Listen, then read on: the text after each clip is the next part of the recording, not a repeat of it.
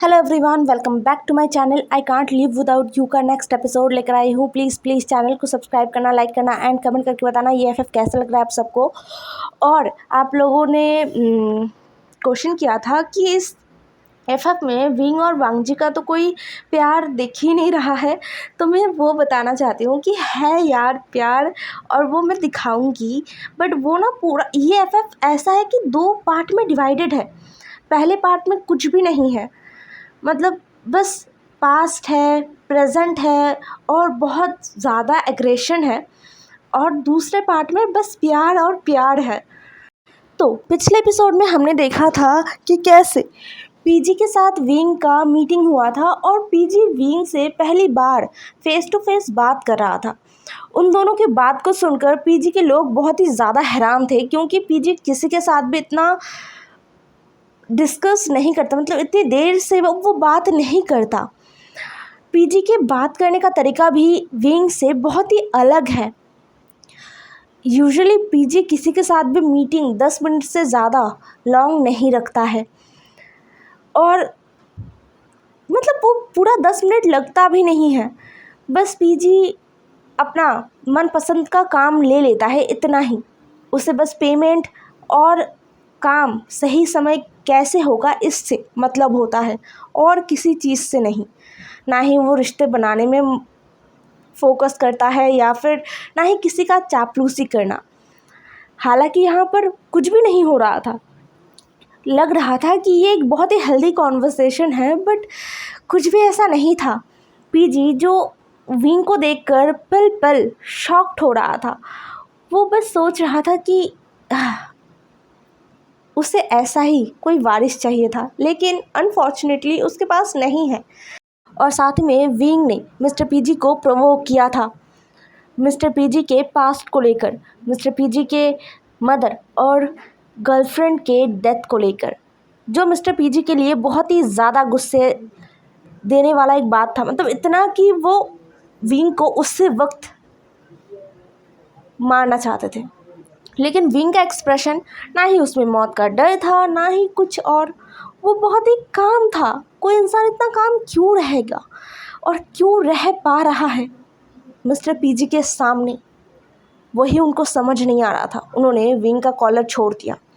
Wing ने अपने collar को झाड़ते हुए कहा, सो दैट अगर वो चिप उन लोगों के पास चला गया तो ऐसे करोड़ों पीजी पैदा हो जाएंगे जिनके गर्लफ्रेंड्स, मदर्स और साथ में डॉटर्स भी मारे जाएंगे, और उनके शोक में आप जैसे या फिर मेरे जैसे कुछ पीजीज और कुछ विंग अपने आप पैदा हो जाएंगे।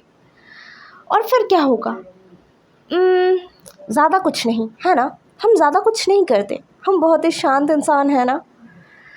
बाय द वे, मुझे लगा था मिस्टर पीजी जिस ट्रॉमा से गैंगस्टर बने थे, जिस ट्रॉमा ने उन्हें इस हद तक गिराने पर मजबूर किया था, उस ट्रॉमा ने उन्हें ये भी सिखाया था कि किसी निर्दोष इंसान का जान लेना कितना बड़ा गुनाह होता है। लेकिन अब मुझे लगता है आई एम सो रॉन्ग। ये बहुत ही ज़्यादा गलत सोच था मेरा। ये कहते हुए विंग अब फिर से अपनी जगह पर जाके बैठता है और आसपास देखता है। सब गुस्से से विंग को देख रहे थे। विंग ने मुस्कुराकर कहा, सो दैट मुझे ज़्यादा कुछ नहीं बोलना, मुझे बस जियांग फैमिया चाहिए। ये विंग का ऑर्डर था। विंग ने साफ साफ ऑर्डर दिया था, जो बहुत ही हैरान कर दे रहा था वहाँ पर खड़े हर एक इंसान को। ये कैसा ऑर्डर है? मतलब इस बच्चे को यहाँ पर कोई भी पहचान नहीं पा रहा था, ये इंसान है भी या नहीं। मिस्टर पीजी अजीब तरीके से विंग को देखते हैं और फिर अपने आप को काम करते हुए अपने सीट पर जाके बैठते हैं। अपने लोगों को इशारा करते हैं और वो लोग तुरंत जियांग फैमिया को विंग के सामने फेंकते हैं। जियांग फैमिया का हालत बहुत बहुत ज़्यादा बुरा हो गया था। वो अधमरे हो चुके थे। उनके शरीर में ऐसा कोई जगह नहीं बचा था जहाँ पर इंजरी नहीं था, जहाँ पर से ब्लीडिंग नहीं हो रहा था। बट ये सब कुछ विंग के लिए कुछ भी मतलब ऐसा दुख भरा या फिर डरा देने वाला नहीं था, और ना ही उसे दुख हो रहा था ये सोचकर कि सामने उसका डैड है। बिल्कुल नहीं, ऊपर से तो उसे बहुत हंसी आ रहा था।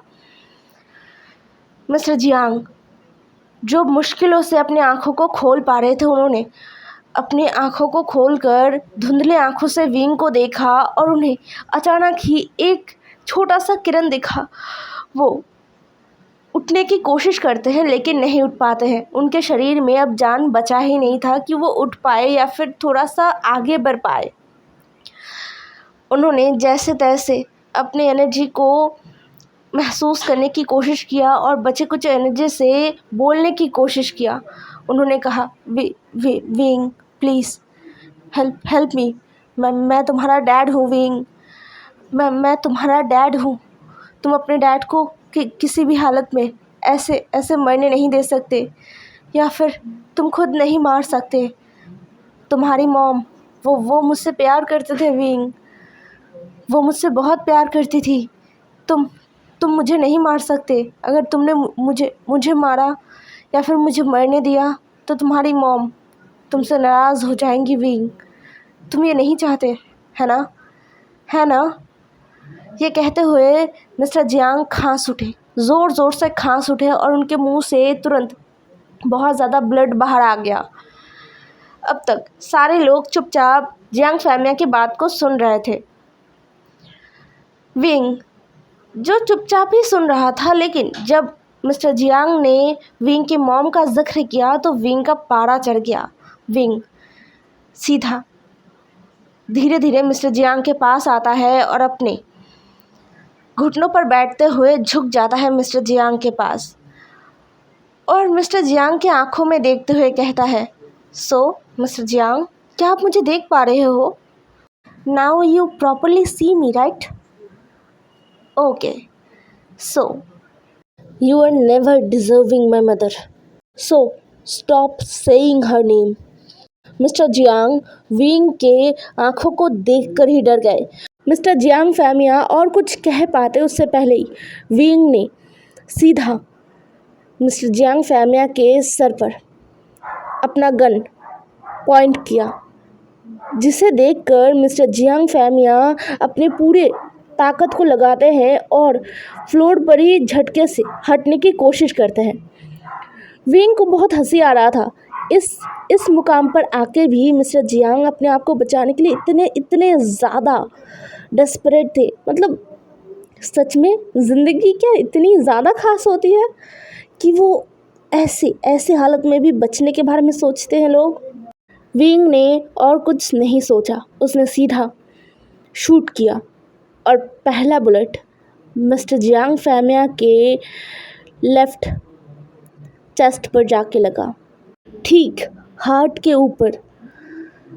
मिस्टर जियांग का चीख पूरे ड्राइंग रूम में गूंज रहा था।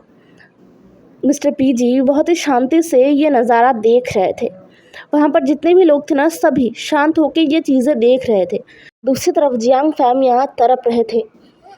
विंग ने दूसरा बुलेट जियांग फैमिया के राइट आर्म में मारा और तीसरा एकदम सीधा जियांग फैमिया के सर पर। पहले दो बुलेट ने जियांग फैमिया को ज़िंदा ज़रूर रखा था, लेकिन तीसरे बुलेट ने तुरंत ही जियांग फैमिया को एकदम ही सुला दिया है। वो अब कभी नहीं उठेंगे। विंग ने अपनी ठंडी आंखों से जियांग फैमिया को देखा और दोबारा अपनी जगह पर जाके बैठ गया और सीरियस टोन में सीधा पीजी से सवाल किया, वो चिप किन्हें चाहिए था? जिनको भी वो चिप चाहिए था, मैं खुद उन्हें वो दूंगा। मिस्टर पीजी जो विंग की बातों का मतलब समझ गए थे, लेकिन वहाँ पर खड़े बहुत इंसान नहीं समझ पाए थे। क्या मतलब ये इंसान अब तक तो चिप को बचा रहा था, तो वो क्यों देगा खुद से? मिस्टर पीजी ने विंग के बात का जवाब नहीं दिया। उन्होंने जियांग फैमिया के बॉडी को देखते हुए कहा, इसका क्या करना है? विंग ने कहा, कुछ भी करो। जिसे सुनकर मिस्टर पीजी ने मुस्कुराते हुए कहा, you are so heartless. Wing ने बहुत ही कैजुअली जवाब दिया, no I am not. PG ने और कोई बात विंग से नहीं किया था। उसने बस एक फाइल विंग की तरफ बढ़ा दिया था। विंग ने उस फाइल को ओपन भी नहीं किया था। उसने बस फाइल को लिया और वहाँ से पीजी के मेंशन से वो निकल गया था, बहुत ही आसानी से और एकदम शांत तरीके से। उसके अंदर हड़बड़ी नहीं था।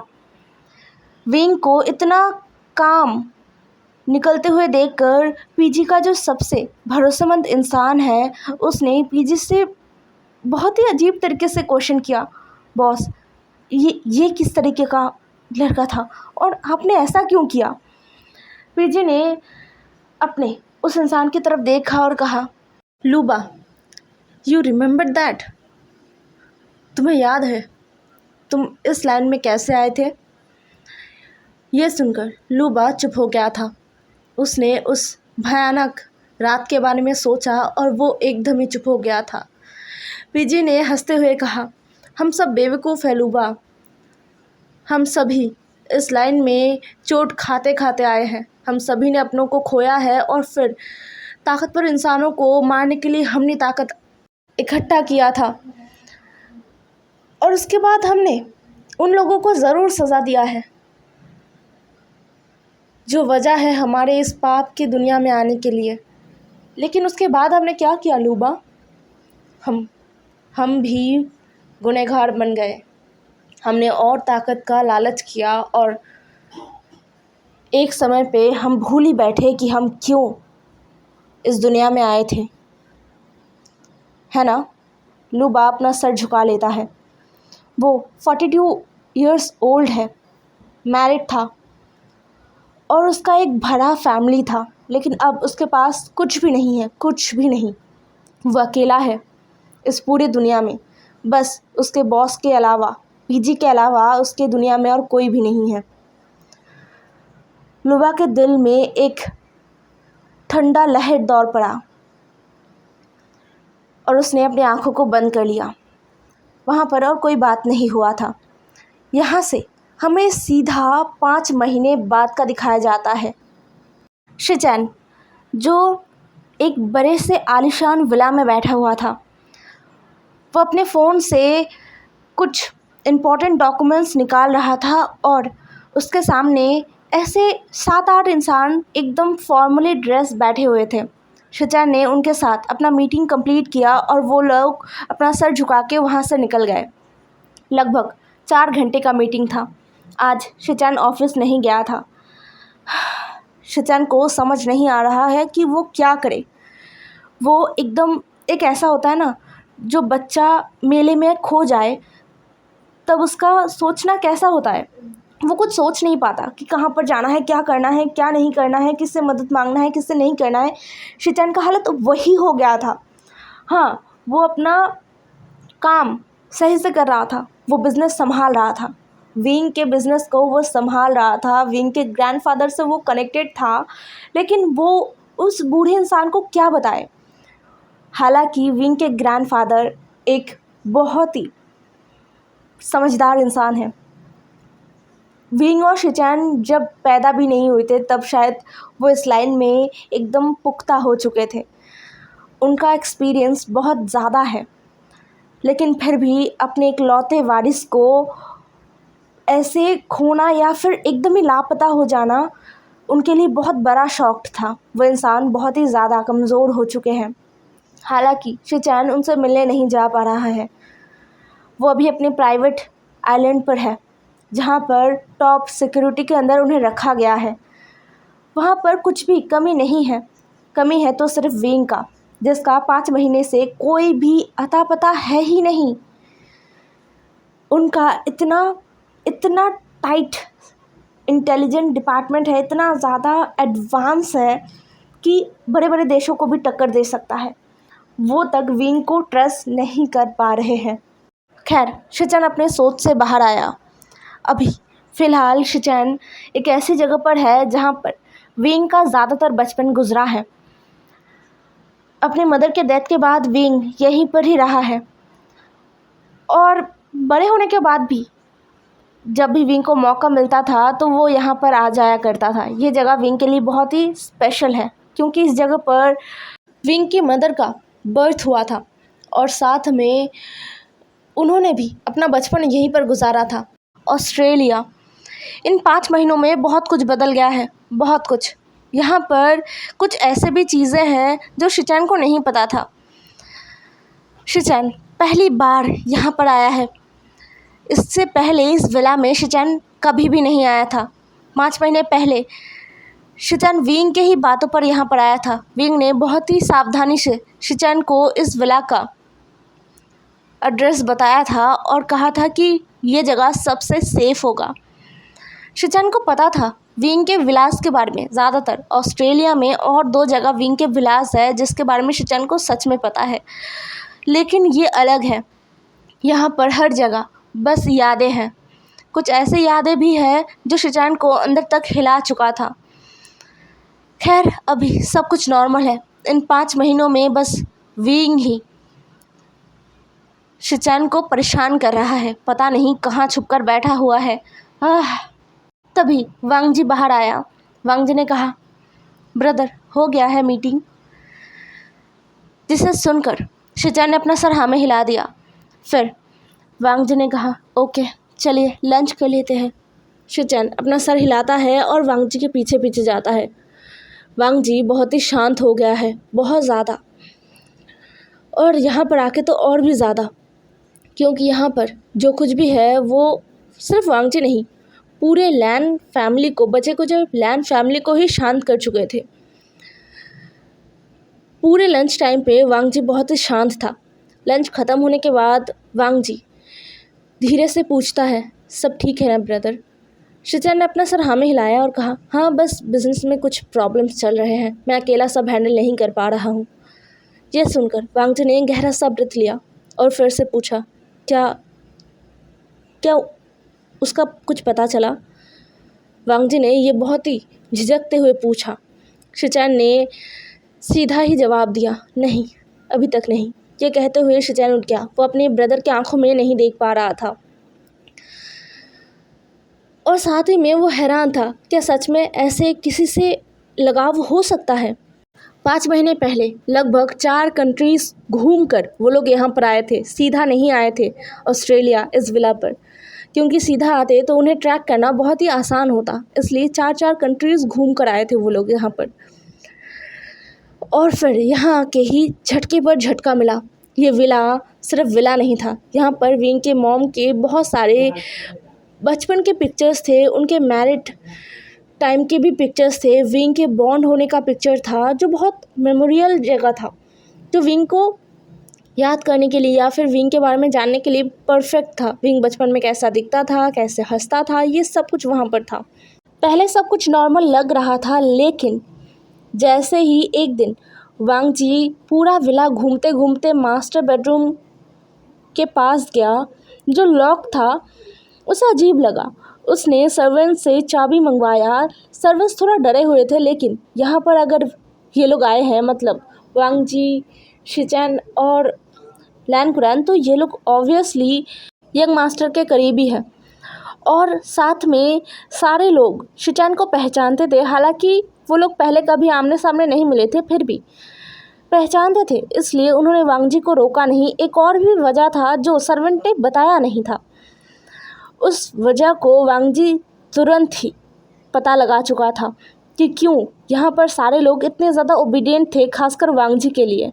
क्योंकि की लेकर जैसे ही वांग जी ने मास्टर बेडरूम को ओपन किया, तो पहले तो उसे सब कुछ अंधेरा दिखा। वो रूम के अंदर गया और लाइट जलाया। जैसे ही उसने लाइट ओपन किया, एक बहुत बड़ा आलीशान रूम उसके सामने था। वो हर एक चीज़ को गौर से देखने लगा। पहले बिस्तर, जो बहुत बड़ा एक बेड था, जो शायद किसी राजा के लिए बनाया गया होगा, ऐसा लग रहा था वांग जी को। और उसी के साथ अचानक ही वांग जी का नज़र वॉल्स पर गया और वांग जी का दिल एकदम धक करके उठ गया था। इतना बड़ा बेडरूम है और इस पूरे बेडरूम के वॉल्स पर बस अलग अलग पिक्चर्स थे, जिन्हें बहुत ही सावधानी से सजाया गया था। बहुत ही महंगे फ्रेम में उन्हें लगाया गया था, और शायद ये गोल्ड है ना? लेकिन ये पिक्चर्स यहाँ पर वांग जी को पता नहीं क्या हुआ, वो डर से चीख पड़ा। उसके चिल्लाने से शिचैन और लैन कुरैन आए। वांग जी को डरा हुआ देखकर शिचैन को पहले तो कुछ समझ नहीं आया, लेकिन जब वांग जी के नज़रों को उसने फॉलो किया तब वो भी थोड़ा सा परेशान हो गया, क्योंकि पूरे वॉल में वांग जी के पिक्चर्स लगे हुए थे। अभी के नहीं थे, एकदम बचपन के। यहाँ तक कि वांग जी जब बॉन्ड हुआ था उस टाइम के भी पिक्चर्स थे वहाँ पर, जो बहुत हैरान कर दे रहा था शिचैन को और लैन कुरैन को। लैन कुरैन हर एक पिक्चर्स को गौर से देख रहे थे। कुछ पिक्चर्स ऐसे थे जो उनके पुराने घर पर भी थे, जिन्हें वांग जी के डैड ने खुद क्लिक किया था। लैन कुरैन को याद था। यहाँ पर इस बेडरूम में शायद वांग जी के पैदा होने से लेकर अब तक के हर एक फेस का पिक्चर लगा हुआ था, वो भी बहुत ही सलीके से सजाया हुआ डेकोरेशन के साथ। शिचैन को अब धीरे धीरे कुछ कुछ समझ आता है।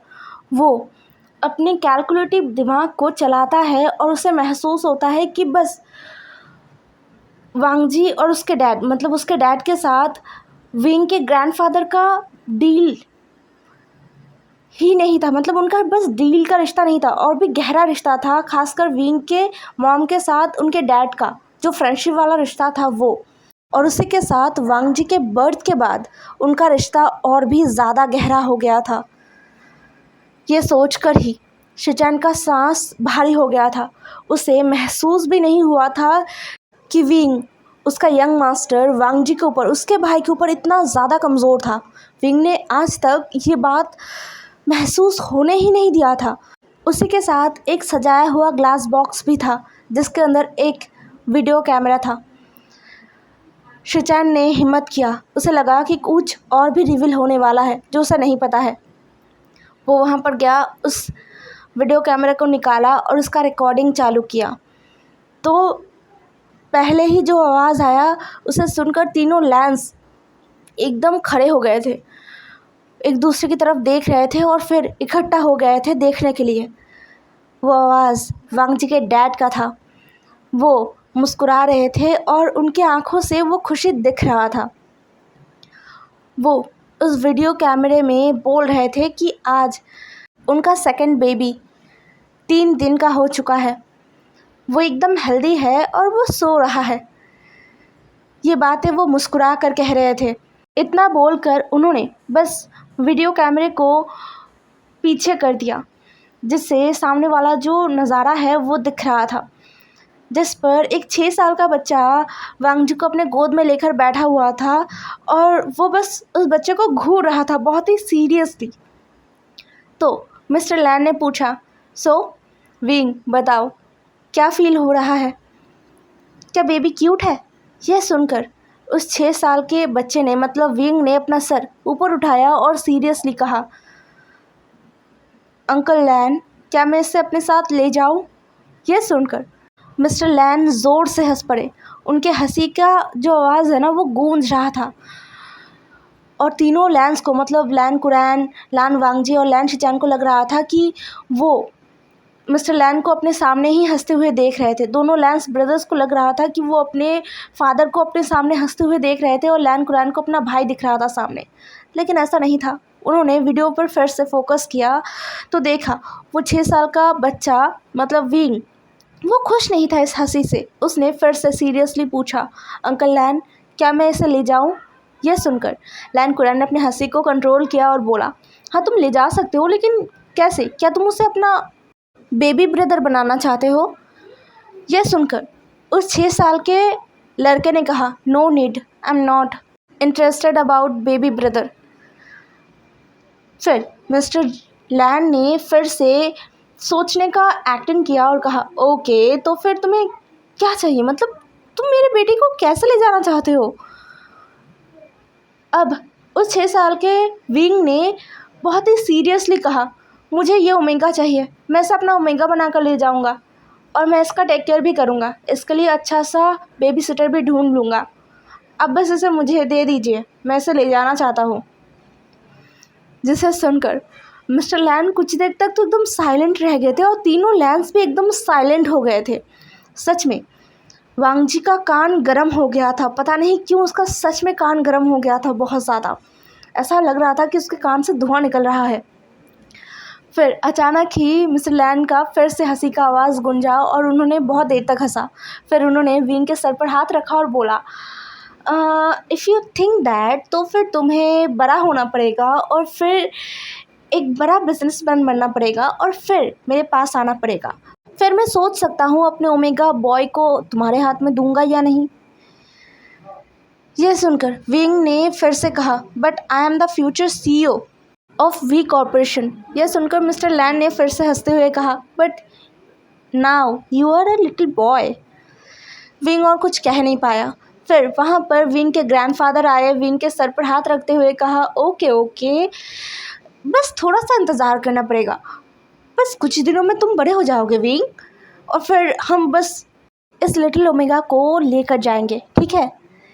यह सुनकर विंग ने अब अपनी गहरी आंखों से वांग जी को देखते हुए कहा, हे लिटिल बनी, बस वेट करना मेरे लिए, ठीक है। किसी और अल्फ़ा की तरफ मत देखना, वरना मैं तुम्हें पनिश कर दूंगा। ये सुनकर वहाँ पर हंसी का दूसरा रोर पड़ गया था और वांग जी वो तो सो रहा था, वो जगह भी नहीं था। और यहीं पर वीडियो ख़त्म हो गया था। शिचैन को तब एक बात का शक ज़रूर हुआ था, क्या यंग मास्टर सच में इस चिप के लिए उनके पास आए थे या फिर वांग जी के लिए। जो भी हो, but as a brother, as a big brother, Wang ji के लिए यंग मास्टर बुरे नहीं हैं, ये शिचैन का थॉट था। और उसके बाद सीरियसली 5 महीने गुजर गए। इन 5 महीनों में शिचैन सच में पागल हो गया है, टेंशन में हर एक दिन। अब ऐसा लग रहा है कि बरसों हो, बहुत बहुत ज़्यादा ही टेंशन है। विंग का कोई अता पता नहीं है।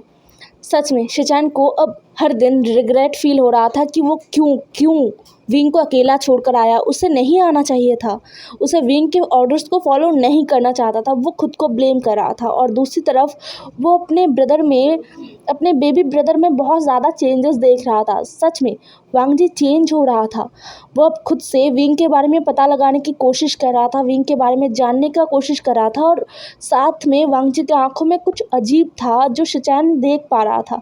क्या वो वही चीज़ है जो शिचैन सोच रहा है? अगर कुछ ऐसा है तो शिचैन को डर लग रहा है, अगर यंग मास्टर कभी दोबारा लौट कर नहीं आए तो क्या होगा। शिचैन एक साथ अपने 2 करीबी इंसान को दुख में नहीं देख सकता, लेकिन शिचैन के पास कोई चारा नहीं है, वो कुछ भी नहीं कर पा रहा है। वो अब एक यूजलेस पपी की तरह बैठा हुआ है जो पूरी तरीके से लॉस हो चुका है। हे एवरीवन, आज का एपिसोड यहीं पर ख़त्म होता है। नेक्स्ट एपिसोड में मिलते हैं। ज़रूर बताना आज का एपिसोड कैसा लगा आप सबको, और बहुत ही जल्द विंग वापस आएगा, ठीक है। Bye bye.